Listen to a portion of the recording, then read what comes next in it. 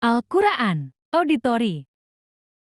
Apakah menurut Ustadz mujizatnya Al-Quran masih relevan? Nah, mujizat yang lain itu cuma tinggal cerita.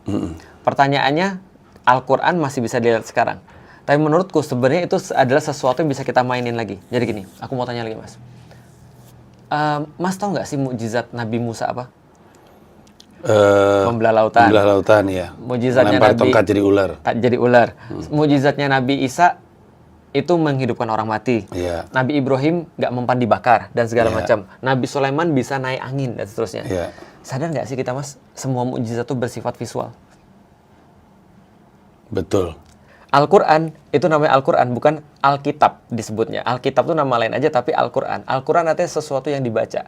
Berarti kalau sesuatu yang dibaca, targetnya adalah kuping. Maka mujizat Nabi Muhammad itu auditori. Bukan visual. Interesting. Problematikanya adalah, mukjizat visual, begitu sudah kejadian dan mau ditransfer, itu jadi auditori.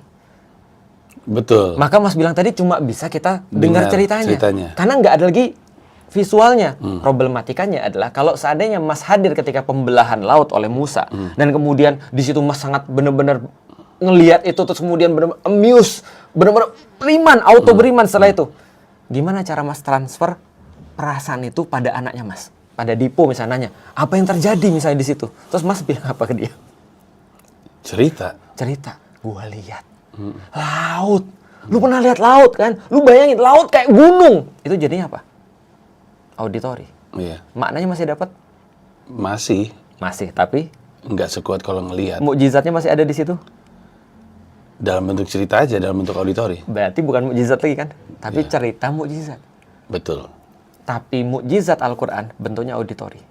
Proofnya Al-Quran, argumennya Al-Quran dalam bentuk auditori. Maka diceritain sampai kapanpun, itu masih tetap akan berjalan. Berarti mukjizat Al-Quran bukan fisiknya, tapi auditorinya.